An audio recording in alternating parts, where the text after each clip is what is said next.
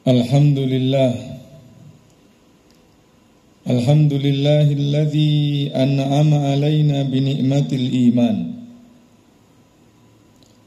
wa akramana bil Qur'an wa faddalana ala sairil makhluqati bil aqli wal furqan. Asyhadu an la ilaha illallah wa asyhadu anna Muhammadar Rasulullah. Allahumma salli wa sallim wa barik wa tahannan wa taraham ala abdika wa rasulika habibina wa syafi'ina Muhammadin wa ala alihi wa sahbihi wa man tabi'ahum bi ihsanin ila yaumiddin. Faya ibadallah, usini nafsi wa iyyakum bitaqwallahi wa ta'atihi la'allakum turhamun. Yaqulu rabbukum subhanahu wa ta'ala fi kitabihil karim wa huwa asdaqul qailin. A'udzu billahi minasyaitonir rajim. Bismillahirrahmanirrahim. Ya ayyuhalladzina amanu taqullaha haqqa tuqatih wa la tamutunna illa wa antum muslimun. Wa akkada rasulukum sallallahu alaihi wasallam qailan, ittaqillaha haitsuma kunta wa atbi'is sayyi'atal hasanata tamhuha wa khaliqin nasa bihuluqin hasan. Hadirin sidang jamaah Jum'ah rahimakumullah. Pada kesempatan siang yang berbahagia ini, bersama-sama kita berhimpun di rumah Allah Subhanahu wa ta'ala untuk melaksanakan salah satu di antara kewajiban yang telah Allah tetapkan. Oleh karenanya marilah bersama-sama kita merafakkan puji dan syukur kepada Allah atas segala kenikmatan yang diberikan. Kenikmatan umur panjang, keimanan, kesehatan dan juga kekuatan, sehingga kita dapat melaksanakan aktivitas penghambaan, baik yang berkenaan dengan hubungan kita dengan Allah maupun ibadah yang terkait dengan hubungan dengan sesama hamba. Kita berdoa mudah-mudahan Allah Subhanahu wa ta'ala terima seluruh penghambaan kita, dicatat oleh Allah sebagai amal kebaikan yang dapat berfaedah bagi kehidupan kita di masa-masa yang akan datang.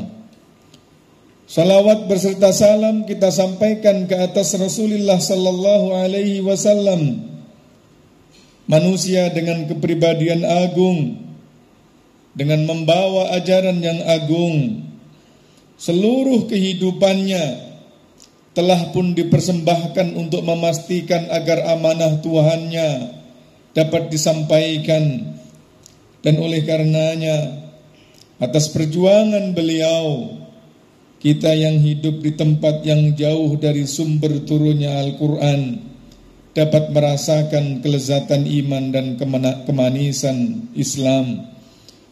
Justru itu marilah muslimun sekalian, kita berdoa kepada Allah, mudah-mudahan Allah memberikan kekuatan keistiqomahan kepada kita untuk senantiasa mempelajari ajaran-ajaran keagungannya, mengamalkannya, menghayatinya, dan berusaha untuk terlibat di dalam proses pewarisan ajaran kemuliaan ini. Sehinggalah generasi-generasi yang datang selepas kita dapat merasakan kemanisan iman, dapat merasakan kelezatan Islam sebagaimana yang kita rasakan dari pewarisan orang-orang terdahulu. Ma'asyiral muslimin, salah satu di antara rukun khutbah yang semestinya harus disampaikan adalah wasiat tentang ketakwaan. Dan wasiat ini pula lah yang senantiasa Rasul sampaikan di dalam setiap mengawali khutbahnya. Untuk yang kedua kali Melalui mimbar yang mulia ini khatib mengajak kepada seluruh hadirin sekalian, usini nafsi wa iyyakum bittaqwallahi wa ta'atihi la'allakum turhamun. Ma'asyiral muslimin, pada kesempatan siang yang mulia dalam waktu yang terbatas ini, saya ingin mengajak kepada seluruh hadirin sekalian untuk membuka lembaran sejarah dari generasi terbaik yang hidup di sana, orang-orang yang pernah dididik oleh Rasul terbaik. Ma'asyiral muslimin, kota Madinah adalah kota yang amat indah sekaligus memorable dalam perjalanan dakwah Islam. Jika Mekah merupakan tempat terbitnya Islam, maka sesungguhnya Madinah menjadi saksi tersebarnya hidayah Islam ini.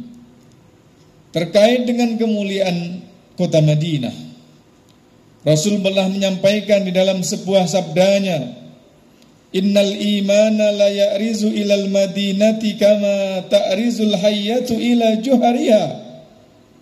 Sebagaimana ular akan kembali ke dalam lubang tempat persembunyiannya, maka sesungguhnya iman pun demikian akan kembali ke kota Madinah. Ma'asyiral muslimin, meskipun demikian, kota Madinah menjadi tempat dipusarakannya Rasul. Kota Madinah juga menjadi tempat di mana para sahabat mulia, para syuhada dikebumikan di sana. Akan tetapi kota Madinah juga menjadi saksi betapa sesungguhnya sunnatullah itu berjalan. Jika di kota lain di seluruh belahan dunia terdapat orang-orang kaya, di Madinah pun juga demikian. Persis juga sebagaimana di kota lain terdapat orang miskin, di Madinah pun juga demikian. Ma'asyiral muslimin, dalam rentang waktu tertentu selepas kewafatan Rasulullah sallallahu alaihi wasallam, penduduk Madinah, orang-orang miskin yang hidup di kota Madinah terheran dikarenakan setiap kali penduduk miskin kota Madinah di pagi hari membuka pintu rumahnya, mereka akan mendapati kantong kecil berisi roti siap makan dan juga gandum sebagai bahan makanan pada ketika itu. Kejadian ini tidak terjadi di 1, 2, 3 rumah orang miskin di Madinah, tetapi hampir seluruh rumah orang miskin di kota Madinah, setiap pagi mereka membuka pintu akan mendapati kantong-kantong ini. Yang menjadi menarik ma'asyiral muslimin, sepanjang itu pula tidak ada satu penduduk Madinah yang mengetahui siapa sesungguhnya orang mulia yang berbagi bingkisan dan diletakkan di depan rumah orang-orang miskin di kota Madinah pada ketika itu. Hinggalah sebuah peristiwa terjadi. Salah seorang mulia dari keturunan mulia yang dikenal sebagai orang mulia wafat. Maka sontak hampir seluruh penduduk kota Madinah berduyun-duyun untuk bertakziah, merawat, mengkafani dan mensolatkan jenazah almarhum ini. Pada saat sebahagian sahabat memandikan jenazah almarhum, salah seorang daripada penziarah melihat terdapat bekas merah kehitaman di pundak punggung almarhum jenazah. Ditahan karena memang salah satu di antara adab dan etika yang harus dijaga oleh penziarah, pentakziah adalah menutup apapun yang terkait dengan fisik jenazah. Selepas dimandikan, dikafankan dan disolatkan serta dikebumikan, keesokan harinya penduduk miskin Madinah terheran-heran sebab pada ketika itu mereka tidak mendapati kotak bingkisan yang selama ini mereka dapatkan setiap awal pagi. Ma'asyiral muslimin, pertanyaan ini muncul di hati penduduk miskin kota Madinah, akan tetapi tiada pun satu yang bisa menjawab. Hinggalah salah seorang pendakwah yang kemarin melihat ada bekas luka tersebut datang kepada ahli waris dan bertanya, "Wahai anakku, selama almarhum hidup, saya sebagai orang yang dekat tidak pernah melihat almarhum menceritakan rasa sakit yang selama ini dirasakan. Akan tetapi tempo hari pada saat jenazah dimandikan, saya mendapatkan ada bekas merah kehitaman di punggung dan di pundak almarhum. Apakah almarhum sesaat sebelum kewafatan mengeluhkan rasa sakit yang ada di dalam tubuhnya?" Mendengar pertanyaan tersebut, ma'asyiral muslimin, ahli waris almarhum pun kemudian menjawab, "Sesungguhnya bekas hitam, kemerahan yang terdapat di pundak punggung almarhum adalah bekas dari karung besar yang selama ini ia pinggul sendiri, yang berisikan kantong-kantong kecil dan didistribusikan di rumah-rumah penduduk miskin kota Madinah." Ma'asyiral muslimin, sebahagian daripada kita mungkin bertanya, siapa sesungguhnya sosok mulia tersebut yang melakukan amal kebaikan yang ia tutupi? Tiada satupun orang yang tahu perkara ini kecuali ahli warisnya sendiri, kecuali keluarga anaknya sendiri. Ma'asyiral muslimin, sosok mulia tersebut adalah cicit Rasulullah sallallahu alaihi wasallam, Ali bin Hasan bin Ali bin Abi Thalib, yang lebih dikenal dengan Ali Zainal Abidin. Ma'asyiral muslimin, kisah yang direkodkan oleh Imam Ibnu Katsir di dalam kitabnya Al-Bidayah wan Nihayah yang kita sampaikan tadi sesungguhnya hadir untuk memberi oase kepada kita semua di saat sebahagian daripada kita umat Nabi Muhammad melakukan amal kebaikan dengan penuh propaganda. Sebahagian daripada umat Nabi tidak melakukan kebaikan kecuali disiarkan. Terlebih sebahagian daripada umat Nabi hidup dalam kehidupan yang penuh dengan pencitraan, flexing dan seterusnya. Cicit Rasulullah sallallahu alaihi wasallam memberikan gambaran betapa sesungguhnya keturunan mulia Rasul sallallahu alaihi wasallam adalah sosok yang pertama untuk melaksanakan ajaran kemuliaan Rasul sallallahu alaihi wasallam. Imam Zainal Abidin seolah ingin mengingatkan kepada kita bahwa sesungguhnya datuknya Rasul sallallahu alaihi wasallam, Nabi kita, pernah menyatakan semasa hidup, "Innallaha yuhibbul abdat taqiyal ghaniyal hafi." Kata baginda, sesungguhnya Allah mencintai seorang hamba yang bertakwa, yang kaya raya dan melakukan amal kebaikan dengan sembunyi-sembunyi. Ma'asyiral muslimin, sidang jamaah Jum'ah rahimakumullah, Allah Subhanahu wa taala mengungkapkan di dalam Al-Qur'an bahwa sesungguhnya di antara sebagian harta yang telah Allah berikan kepada anak manusia, sebahagian daripada harta tersebut ada kepunyaan orang lain. Wa fi amwalihim haqqun lis-sa'ili wal mahrum. Sebahagian daripada harta yang dimiliki oleh orang kaya sejatinya adalah dariku, dan aku menginginkan sebahagian dari harta itu ada kepunyaan orang lain. Sebahagian bagi mereka minta, sebahagian mereka yang sesungguhnya memerlukan tetapi memiliki harga diri, tidak meminta-minta. Ma'asyiral muslimin, sidang jamaah Jum'ah rahimakumullah, menjadi hamba yang terbaik adalah yang mengerti tanggung jawab ia ke atas Tuhan dan menghadirkan kemanfaatan, kontribusi kesalehan sosial di tengah-tengah masyarakat dalam kehidupan yang tidak mudah seperti saat ini. Menyalahkan situasi dan keadaan bukanlah sebuah perbuatan yang bijak.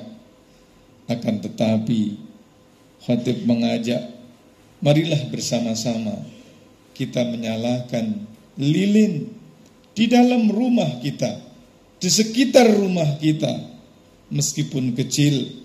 Akan tetapi ketika umat Nabi terlibat untuk bersama-sama menyalakan lilin, akan menghadirkan cahaya yang menerangi alam semesta. Mengecam kegelapan adalah sebuah perbuatan yang tidak bijaksana. Akan tetapi sebaliknya, menyalakan lentera meskipun kecil adalah pekerjaan orang-orang yang berbudiman. Aqulu qauli hadza wastaghfirullah li wa lakum wa lisairil muslimina wal muslimat wastaghfiru innahu huwal ghafurur rahim.